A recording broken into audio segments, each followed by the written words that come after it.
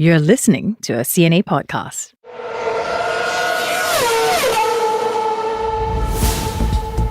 Hey Singapore, remember that noise? Formula One is back. The F1 World Circuit is ever growing. 24 races over 9 months. And the popularity in the sport has never been greater. It's also trying to be better for the planet, which for a sport that includes racing cars at high speed is ambitious. Today, we're on a hot lap on sustainability on the track.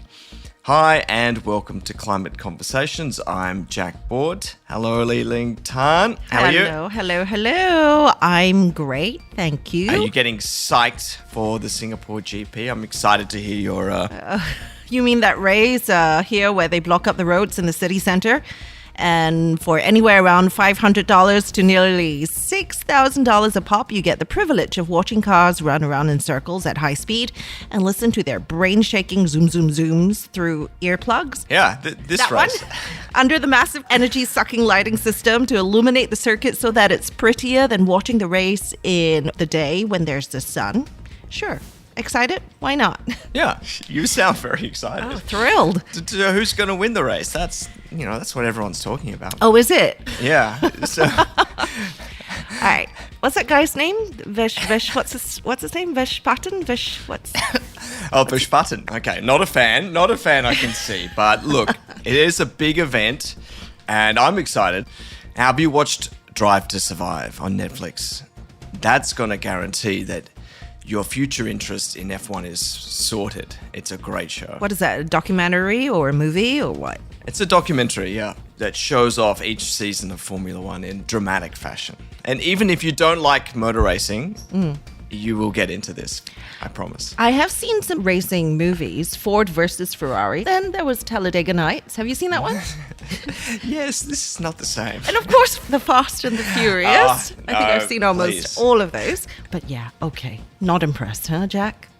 All right, well, hopefully some of this chat might get you into it more. Or I'm not really sure what to do with this. But anyway, we carry on.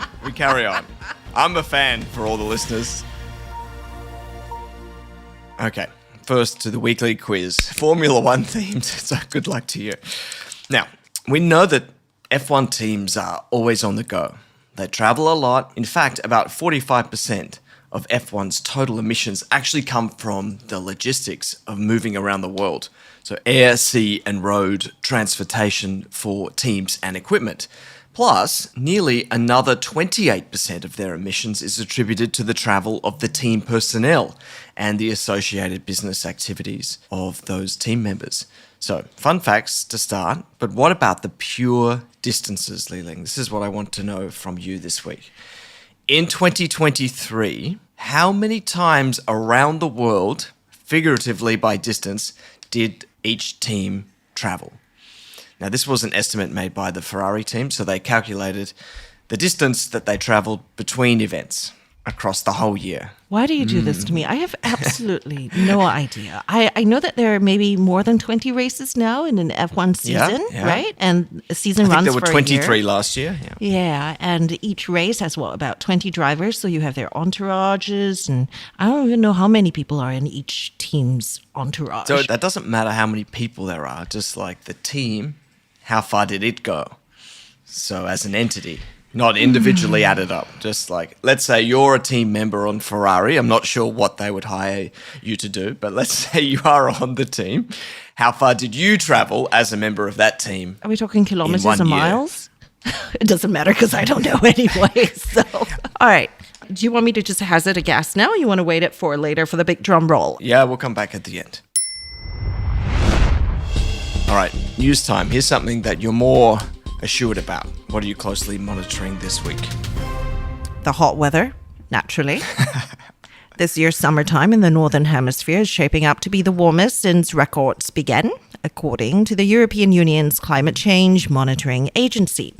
The Copernicus Climate Change Service said in its latest update that the June to August period this year beat out the summer of 2023, and this raises the likelihood that 2024 will become the hottest year ever for the region. Now, we've also seen crazy temperatures closer to our neck of the woods, right, Jack? We've been talking about this since we started doing this podcast. And we know that Japan saw its hottest summer this past few months, and parts of China also experienced intense heat in August. And also, Australia's in the winter months now, coming out of the winter months. How did it fare this year, Jack, back at home? I haven't been there, so I can't give you a first-person review of how the winter has been, but I do believe it's been warmer than usual. And there was a temperature of over 40 degrees recorded in South Australia, which is crazy. It's crazy for winter. Yeah. Oh, my goodness. It all points to it getting worse over the next few years. So brace ourselves. And the UN has also revised down slightly the likelihood that the cooling La Nina weather phenomenon will happen this year. So no reprieve anytime soon for us. No rest for the wicked. Okay. And China. What's China has strongly advised its car makers to keep advanced electric vehicle technology within the country. And that's according to Bloomberg, citing unnamed people familiar with the matter. It's not quite great news for Chinese car makers trying to set up factories around the world, including in Spain, Thailand, and Hungary, to avoid duties on Chinese exports.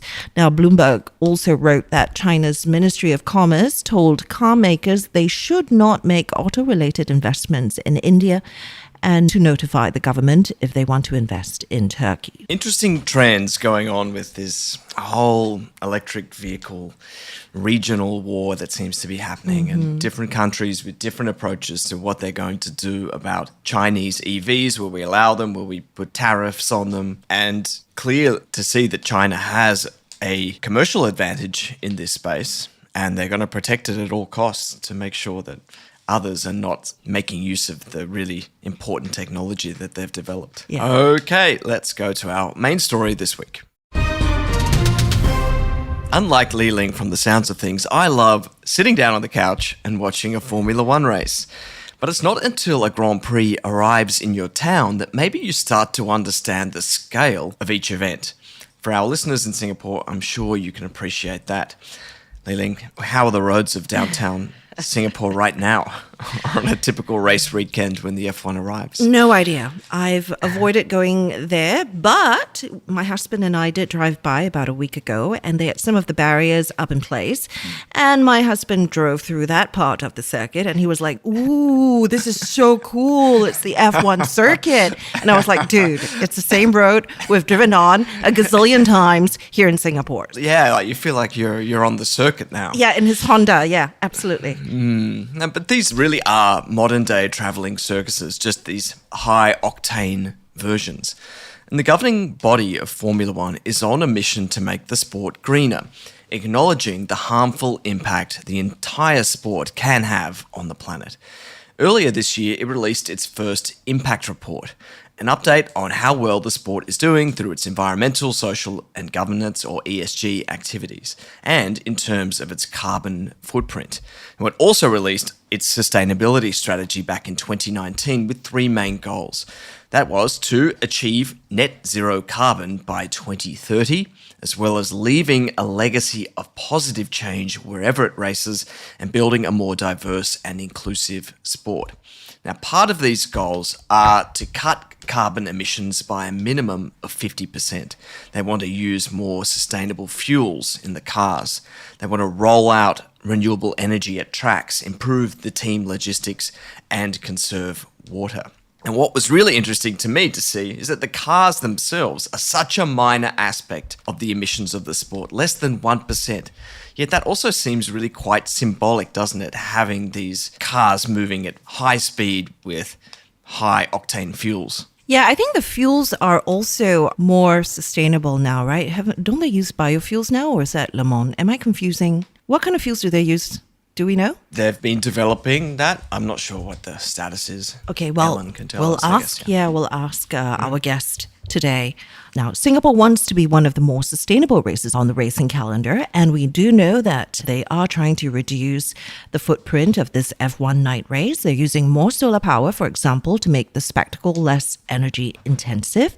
In 2023, the F1 night race saw a year-on-year 20.7% reduction in tons of carbon dioxide equivalent emissions, and they say they're on track towards reducing the event's energy emissions by up to 52% by 2028. And I also saw that they do reuse construction materials, or they have done so from previous races, and they're also cutting down the footprint of the hospitality factor. Toilets too, Jack, apparently using less water. That's good too. That's good to know. Let's unpack this more about what Singapore's doing, about what Formula One is doing right across the globe. Of course, it travels to all corners of the planet. Joining us is Ellen Jones. She's Formula One's Chief Sustainability Officer. Thanks for joining us on Climate Conversations. Thank you. My title is actually Head of Environment Social Governance, but I will take the upgrade to Chief Sustainability Officer. All right, if that works for you, it works for us.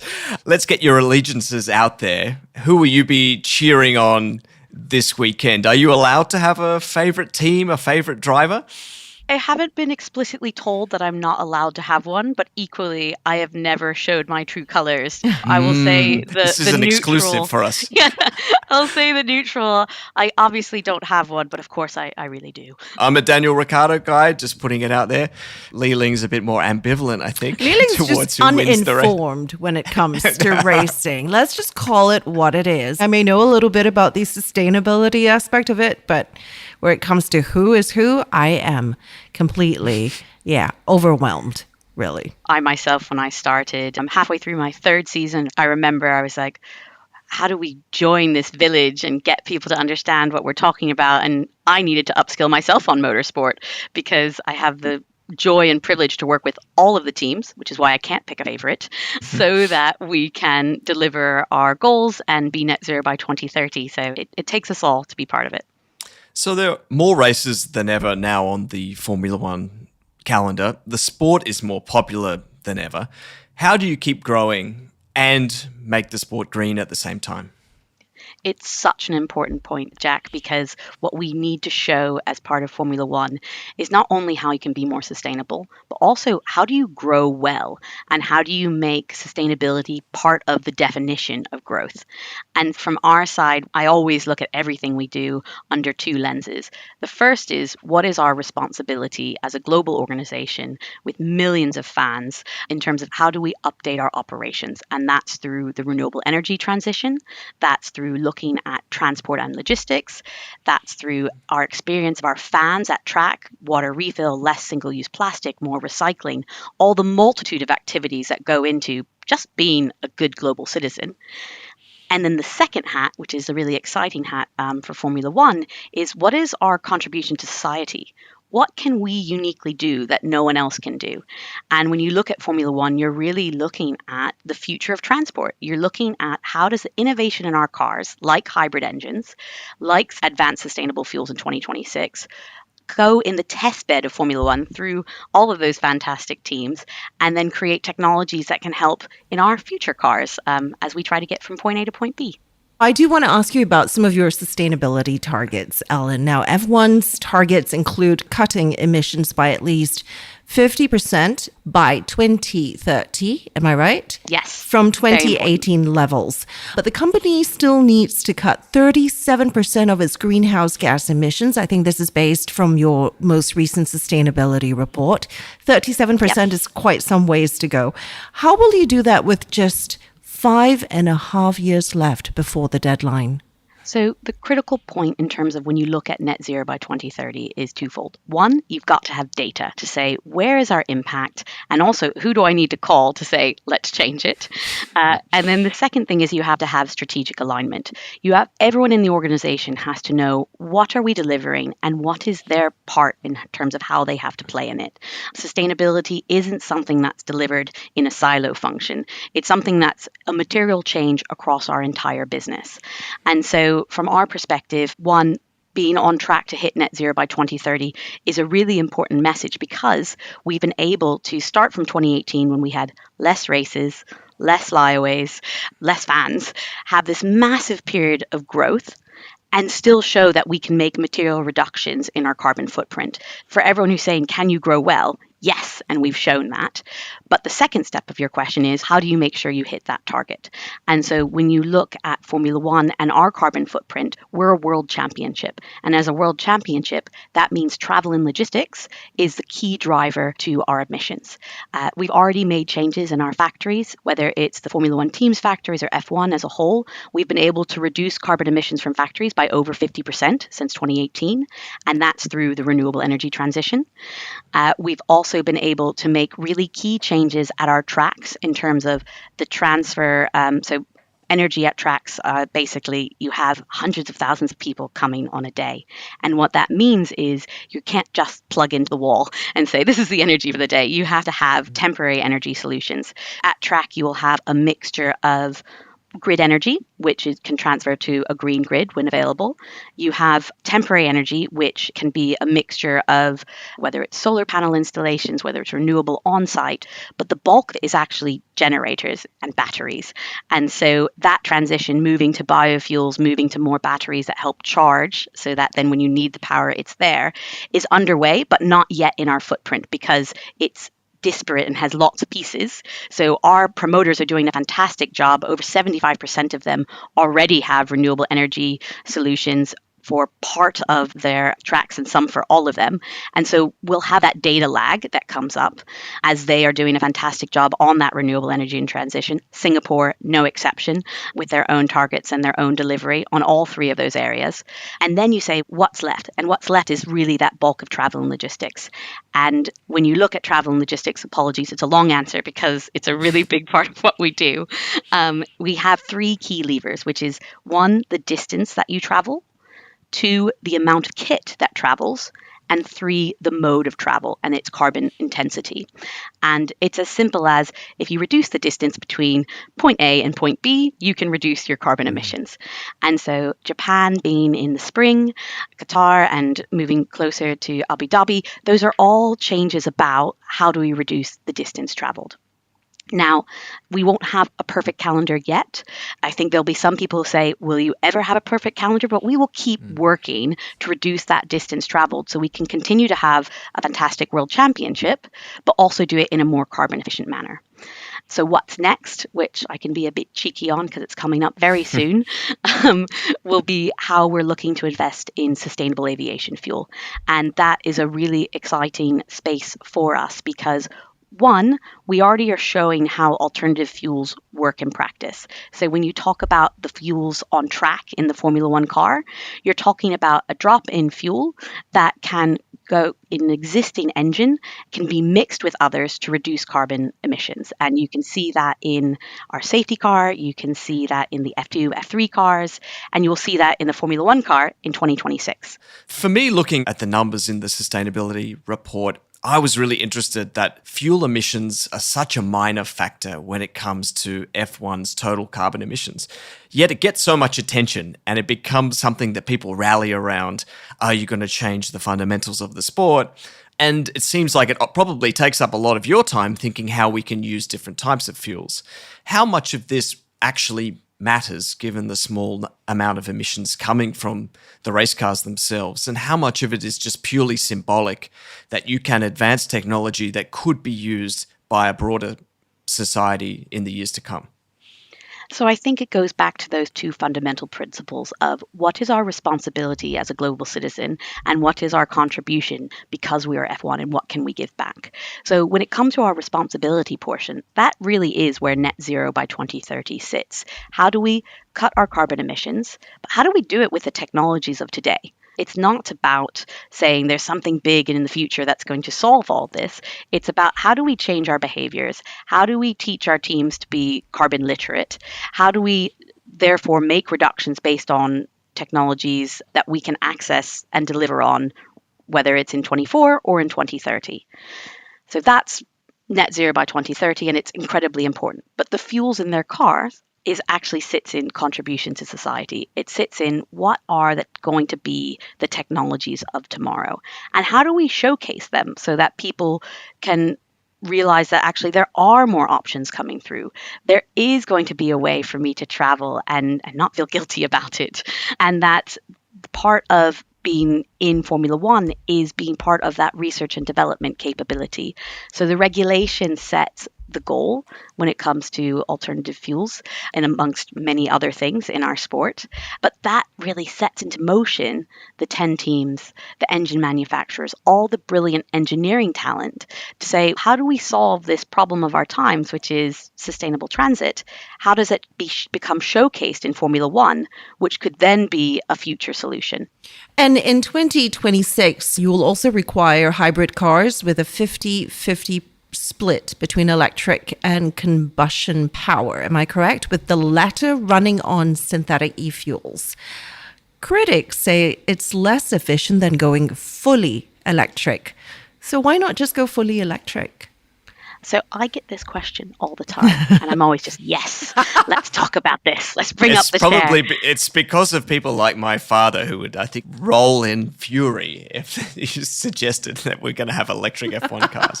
I don't that generation is not ready for it. Don't want to make anyone furious. I think the key thing that we have to be is both ambitious and realistic. What we talked about today extensively is all of the different types of solutions it takes to hit net zero by 2030. And what I hope people take away from this is that there is no silver bullet for sustainability. I wish there was. It would make my job very easy. It would make us all sleep much better at night. But actually, what we're talking about here, when you talk about how do you build a more sustainable sport, how do you build a more sustainable transport system, is how do you look at the infrastructure that's available today, which the vast majority of cars on the road are internal combustion engines. How do you look at what could be the future technology at play and what are the requirements of that technology to deliver? So things like distance traveled, the amount of weight that needs to travel, and then also where that investment will go to. The reason the drop in fuel is so important is because all the cars on the road today are not just going to disappear, right? They're going to have their lifespan. And when we talk about reducing carbon emissions, it's not about how do I get to this perfect state. It's about how do I make material reductions day in, day out with the infrastructure that is available, but also continuing to invest in the technologies of the future. And so when you look at the Formula One car on the track today, not only is it fantastic racing that hopefully you can see millions of people can enjoy around the world, but it also is a mixture of technologies. Hybrid engines have been in Formula One cars since 2014. They helped develop that hybrid engine technology and the battery technology. Fuels is the next area of development. And I think what's really special about Formula One is it's not about saying this is the one-size-fits-all technology that will rule them all. It's about how do we create the fastest cars and do them in a more sustainable way and how we create that definition. I think most people consider Formula One a sport, as it is a major sport. But when the event actually rolls around to where you live, like in Singapore this weekend, I think you can appreciate just the scale of the event, how many people are involved, how many people are attending, the logistics all around that. And it seems like the challenges are actually more similar to the music touring industry, for example, like Taylor Swift's World Tour or how Coldplay tour. And we have lots of discussions about, do you feel like that those challenges are similar, and can you learn across industries about the best ways to manage these huge logistics and huge numbers of people? Yeah, it's a really important point. We work across sports, we work across industry because the unifying factor is people, right? That's what makes an event. And that is in terms of a community impact, but also in terms of an environmental impact. You could be watching snails race, but if you have 100,000 people coming, that is where you're going to be driving impact. And there are things from a sustainability professional perspective, just as boring and important as carbon accounting, that we all sharing and learning from in terms of fan travel, but equally in terms of shared solutions like temporary power power, and how we make sure that when there is that surge of people, how do we make sure that we're powering it by renewable energy? And then all the way through to the fans' role in terms of what we do. Fans have a fantastic ability not just to support and bring their passion, but also to really showcase what best practice looks like at an event. When you have a fan who's traveled there on public transit, who's brought their reusable water bottle, who said, hey, I want to try the veggie vegan option, they are part of our sustainability story. Let's talk about the Singapore Grand Prix and the event that's happening. Obviously very exciting for many of us. How much of it's a night race, so that obviously has its different challenges. It's a city circuit right in the middle of downtown Singapore. Is this event, is this race doing things better than elsewhere? Is it a kind of a leading example of sustainability on the calendar? And does it have certain advantages or innovations that are happening? Working with the Singapore Grand Prix is a fantastic experience because they not only are helping meet our standards, but also bringing their own care to sustainability, which is what it's all about. And from the Singapore perspective, they, as a promoter, take a very data-led approach. They are very much saying, where's the data of our impact? How can we improve it? How do we look at water, energy, impact on local businesses? And then based on that data, have been making some very informed and careful decisions about how do we make a more sustainable Grand Prix in Singapore. So they have their own pledges to have their carbon emissions for the energy from the event. They are currently at over 20% reduction since their baseline. They do that through not only green energy coming from the grid, but also in terms of having solar panels installed from a renewable energy perspective, all the way through to trialing biofuels in their generators. So there's no part of energy that the Singapore Grand Prix isn't working on in terms of how do we make it an event that's powered by renewable energy. They also have quite a strong stance in terms of plastic. So plastic water bottles are not for sale in the fan zone anymore, all the way through to how they reuse the signage so that it has a second life rather than having to be recycled or even put in the bin. So I think the Singapore promoter, from an environment perspective, incredibly strong in terms of what they're doing, all the way through to the infrastructure in terms of investing in LED lights so that while it is a night race, when the lights are on, they're running at the most efficient way. Right. There are a lot of cynics out there, and I'm sure you encounter them on a regular basis. And a lot of people who think that all of this is greenwashing, that it's just part of a box ticking exercise that corporates around the world are undertaking now. How do you make sure that these efforts really are real and meaningful? Sustainability is so important. It's the topic of our time. It's going to be the topic of our children's time. And so from our side, there's two things that we ask. The first, we ask of ourselves to deliver, and that through external accreditation and transparency. But the second thing we need to do is people need to engage, right? They need to actually read that really long report. They need to listen and say, there are solutions out there. We can be more sustainable as a group. And I think apathy is the biggest risk that we have when people say, it doesn't make a difference. Everything we do makes a difference. And when you talk about greenwashing in particular, I think you need to go into depth. Is it something that we just talk about, or is it something that we document and live out every day? And so the solutions that we're putting in place today will not be the solutions of tomorrow. The bar will constantly get higher, and we have to continue to rise, do that. But from my side, what I really hope people walk away from when they listen to this podcast or have these types of conversations is, I didn't know that. I didn't know that F1 is doing that. And equally, I might not have even known those solutions are possible and how I can apply them to my day-to-day life, to the next event I go to. Cynicism is important. It means that you're looking at something with care, but you have to look. You can't just let cynicism mean that you're not going to engage, because that stops you from finding solutions, and we desperately need solutions, and we welcome them in F1, and we hope that other people do too. It's about progress and not so much perfection, right? Because perfection is difficult to attain right now. That's what I keep hearing in these conversations. It's about making progress, moving the needle, even if we can't hit perfection just yet. You've got to make progress because the world can't wait. We can't wait for perfect, and the definition of perfect changes every single day. Okay, Ellen, thanks so much for joining us and having a really interesting conversation. You can tell us who you're cheering for after we finish up the recording. After the red light goes off. Thank you. All right, quiz time. Li-Ling? You've had time to do your kind of distance calculations. No, not really. In 2023, how many times around the world, figuratively by distance, did the teams travel? Good grief. Why do you come up with these dreadful questions? So It's like cruel and unusual punishment. All right, okay. They go around the world. There's okay, like 23 50. races, right? Okay. So and they okay. might travel from Australia to Japan, and from Japan to the UAE, and the UAE to Spain, and Spain to England, and England to Italy, etc. Okay, I'm just going to hazard a guess. 500,000 kilometers. You're about double. So it was about 230 something thousand that the Ferrari team calculated that it had traveled in the year. And that's about 6 times around the world.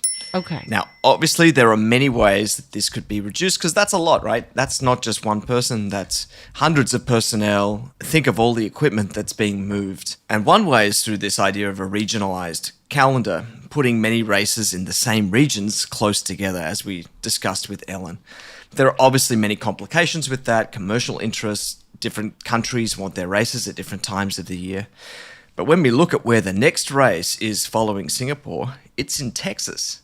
16,000 kilometers away. So it's not ideal from a sustainability point of view. And F1 has gotten much better at this. So on the right track, but there's a lot more regionalization that could happen to cut down a lot of the travel. All right, that's it for Climate Conversations.